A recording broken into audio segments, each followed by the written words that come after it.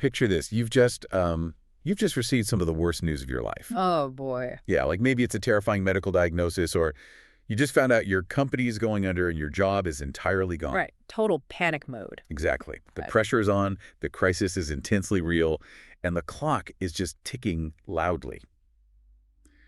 So, what is your immediate reaction? You walk out to your garage, look at the years of accumulated clutter, and decide that right now, in this exact moment, you need to drive to the hardware store. Naturally. Right. You buy $300 worth of heavy-duty plastic bins and aggressively reorganize your entire tool collection. I mean, it's funny, but it is actually a textbook psychological response to overwhelming pressure. Is it really? Oh, yeah. You are desperately manufacturing an illusion of control. By, color coding your wrenches or whatever. You are managing a symptom of your anxiety rather than addressing the actual disease. Wow, yeah. You're executing a plan perfectly, but it is completely the wrong plan for the moment you are in. It's like productive procrastination. Ex- You're doing something tangible, you're sweating, you're checking boxes so you feel prepared. But in reality, you're totally avoiding the real issue. And that is exactly what we are digging into today. Welcome to the Deep Dive. Glad to be here. Today we're exploring a phenomenon that affects all of us when the heat gets turned up. Basically, the trap of misreading the moment under extreme pressure. And we are doing this by looking at a remarkably relevant pairing of sources today. We're examining the ancient biblical text of Isaiah chapter 22 alongside a modern strategic breakdown of its psychological and leadership applications. Yeah, it's a great combo. It really is. The text provides the narrative, and the strategic breakdown extracts the timeless mechanics of human behavior that are hidden right there within it. Right. So the mission for our deep dive today is to really analyze how misreading a crisis inevitably leads to disastrous solutions. We want to figure out how shifting our focus inward and upward can dramatically strengthen our foundations when everything around us feels like it's crumbling. Which is so applicable to everyday life. 100%. Okay, let's unpack this. The text opens with what it calls the burden of the valley of vision. And we're talking about the ancient city of Jerusalem here, and there is a massive existential crisis unfolding right at the city gates.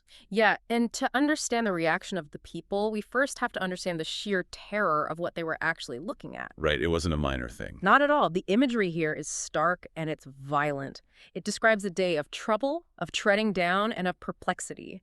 It mentions the forces of Elam bearing quivers and chariots, and Ker uncovering the shield. So they are staring down, essentially, an ancient armored division. That is the best way to think of it, yeah. In ancient warfare, chariots were basically the equivalent of modern tanks. Wow. They represented overwhelming, unstoppable technological superiority. And the text says the choicest valleys are suddenly full of these enemy chariots, and horsemen are setting themselves in array right at the city gates. Right at the gates. Right at the gates, the walls are literally being broken down. So, I mean, the threat is not theoretical. It's not something they heard a rumor about. It is imminent, it is highly visible, and it means the destruction of their entire way of life. Man. So when you are inside a walled city and you see an army of that scale setting up outside, Yeah. you recognize the threat. I mean, they definitely saw the problem. Oh, absolutely. But the real lesson here isn't about their awareness, right? It's about their reaction. You would think, faced with the apocalypse, they would do some serious internal soul-searching. Right. But instead, they go full garage reorganization mode, like they frantically focus on external engineering fixes. So what exactly are they doing in the city? Well, they shift immediately into massive infrastructure projects. Okay. The text notes that they see the breaches in the city of David are many. So they start numbering the houses of Jerusalem, and they literally break down people's homes to use the rubble to fortify the city wall. Wait, they are cannibalizing their own city to build a physical barrier? Yeah.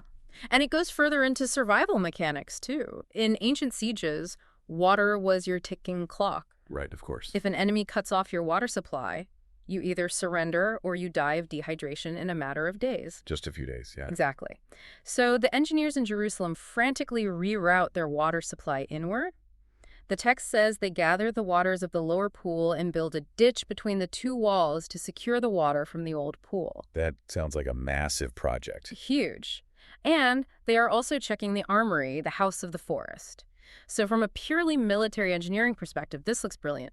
They are incredibly busy and highly organized. But our strategic breakdown points out that all of this frantic activity contains a massive, fatal flaw. It does. Because after listing all of this impressive preparation, the ancient text delivers a devastating critique. It says, "But ye have not looked unto the maker thereof, neither had respect unto him that fashioned it long ago." Yeah. They are treating a deep spiritual and internal crisis as a pure engineering problem.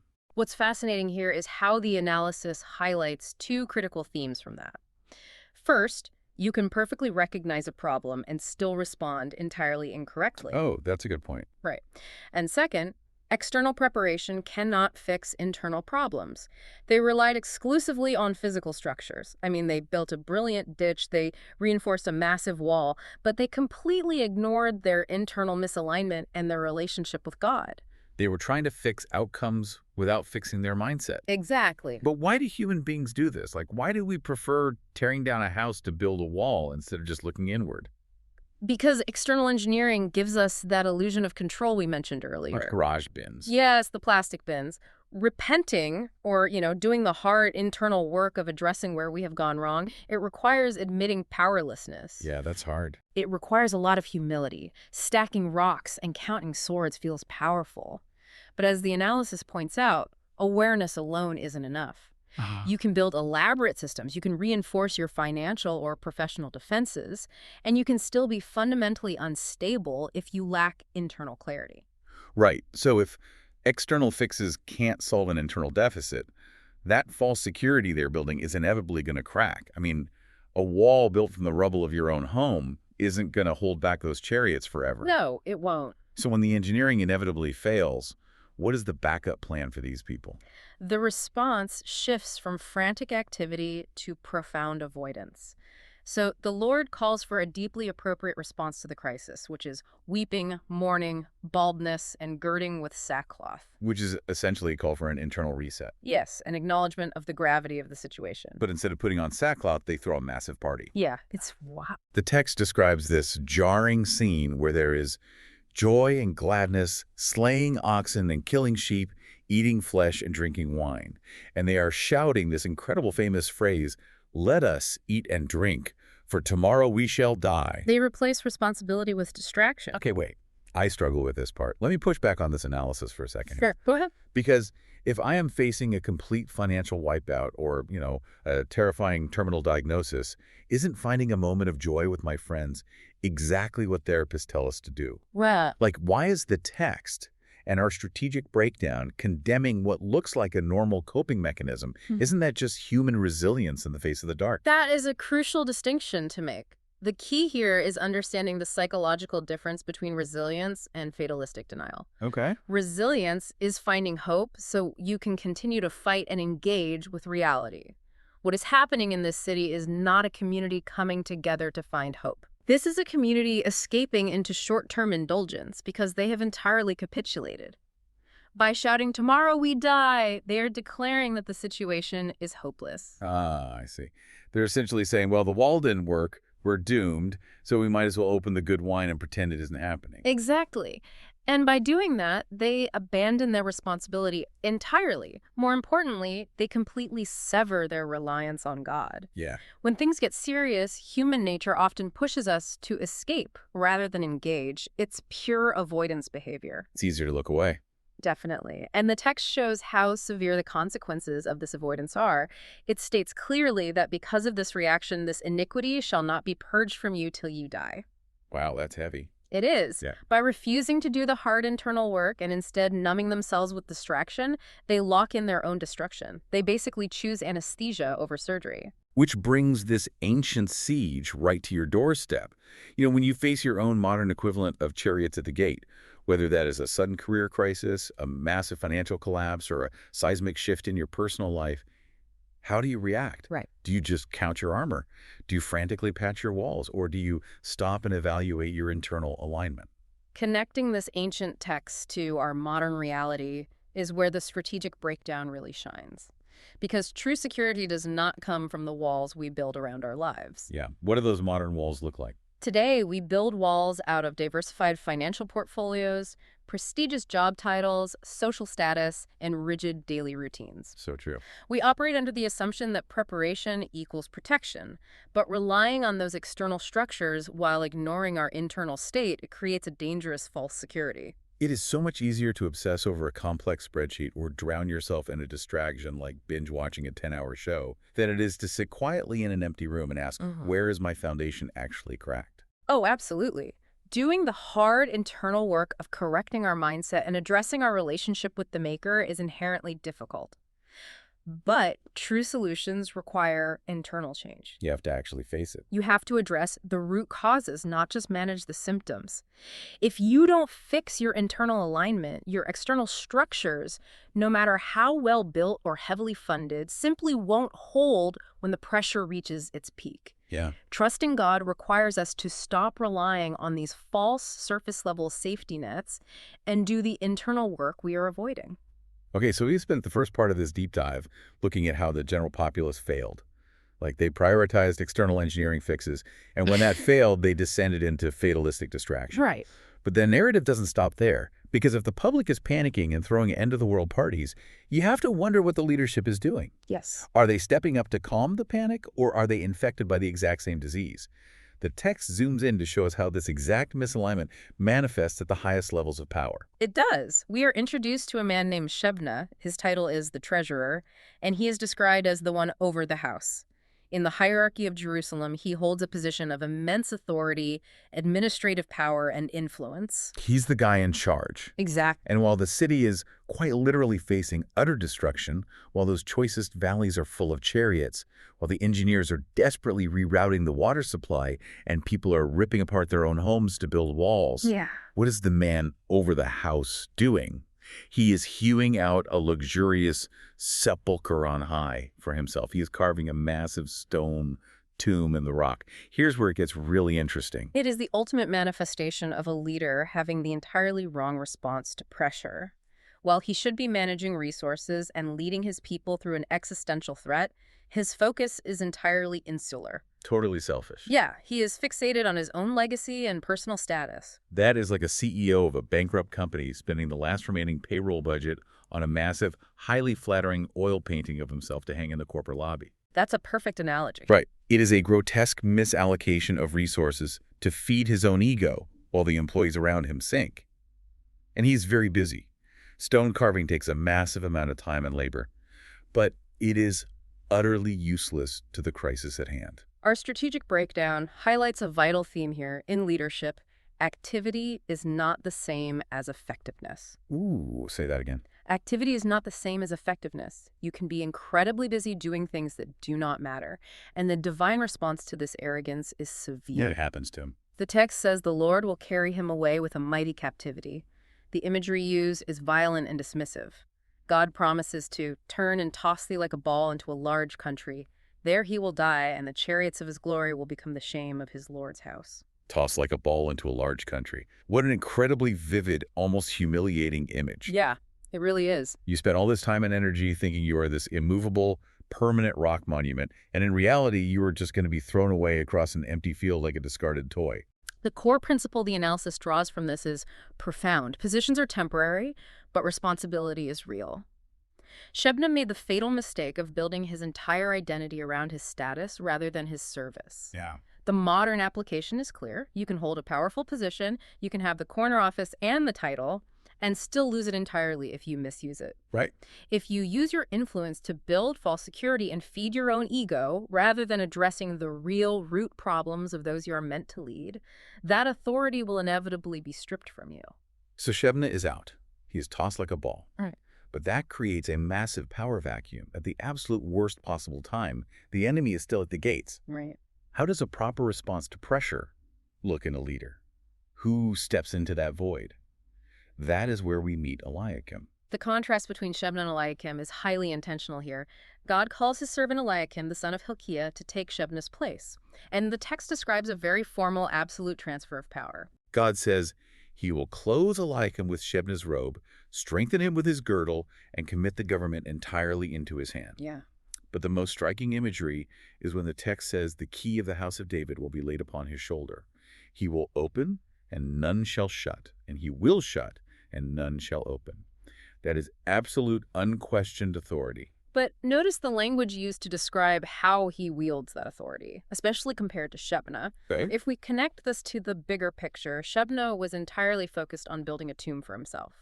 Eliakim is described as a father to the inhabitants of Jerusalem and to the house of Judah. A father, wow. Yeah.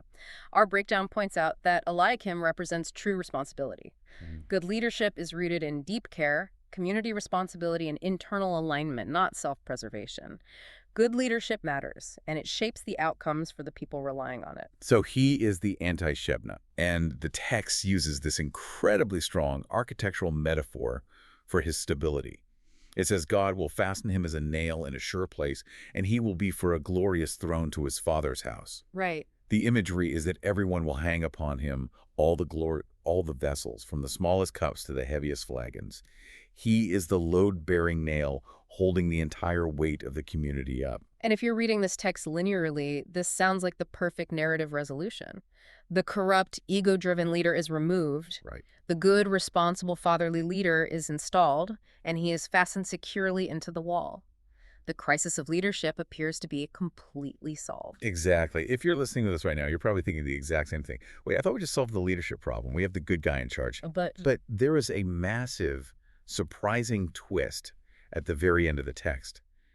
Just when you think Eliakim is the ultimate savior of the city, verse 25 hits you. Yeah, it's a shock. In that day, saith the Lord of hosts, shall the nail that is fastened in the sure place be removed, and be cut down, and fall, and the burden that was upon it shall be cut off, for the Lord hath spoken it. Wait, even the good nail falls down. This is perhaps the ultimate, most sobering warning of the entire strategic breakdown. Let's trace the progression of misplaced trust throughout the chapter. Okay, let's trace it. First, we discussed how the general populace put their trust in external engineering fixes, the reinforced walls, and the rerouted ditches. Right, the garage organizer. Exactly. Then we saw Shebna put his ultimate trust in his own legacy and status. Eliakim comes along, and he is the model of a good, responsible human leader. The ideal guy. Right. But the stark reality is that even the best human leaders and the most robust human systems are inherently temporary. Yeah. If you hang all your cups and flagons, which is to say all your hopes, your financial security, and your ultimate trust on a human nail, eventually the weight will be too much. It doesn't matter how good the leader is, the nail will shear off. It will. If your ultimate trust rests on anything other than the maker, it is misplaced. I mean, human leadership is vital. Addressing root problems instead of symptoms is essential. Definitely. Refusing to distract yourself from reality is absolutely crucial. But at the end of the day, ultimate trust can never rest on a human nail. It must rest on God. That is the only foundation that will not be removed and cut down when the real pressure comes. Everything else will eventually give way under the weight of an existential crisis. Wow. Let's bring all these threads together because this is a deep well of information to process. We started by looking at a panicked city, furiously patching physical walls and digging water ditches to stop an army, completely ignoring their spiritual and internal disconnect. Right. And when their engineering inevitably failed, they escaped into fatalistic distraction, eating and drinking because tomorrow we die. And then we examine how arrogant leaders like Shebna built useless tombs to their own ego, completely ignoring the suffering around them, which proved that external fixes and status can never solve internal problems. And even when incredibly competent fatherly leadership steps in, we are reminded with that final twist that no human solution is permanent. The overarching truth from our analysis is that this isn't just a historical lesson about pressure. It's an exploration of how we respond to pressure and why the wrong response makes the crisis infinitely worse. Yeah. Addressing the root cause, fixing internal alignment, and placing ultimate trust in the maker is the only viable strategic path forward. Absolutely. So here's a final provocative thought for you to mull over, something we haven't touched on yet. Think about Shebna for a moment. When he was violently tossed out of the city like a ball, he didn't just lose his job. No. He lost the very tune he spent his final precious days obsessing over. Think about the legacy you're trying to force into existence right now. By gripping it so tightly and ignoring the real internal work you need to do, are you actually ensuring that your legacy will be taken away? That is the crucial pivot from mere awareness to actual application. We've deeply explored the traps of distraction, the illusion of false security, and the danger of misreading the moment. The question now becomes entirely personal. Exactly. How will you apply this information in your life? Will you continue to rely on the temporary nail you've driven into the wall, or will you look to the maker? Take a long look at your garage and ask yourself what you're really avoiding. Until next time, keep digging deep.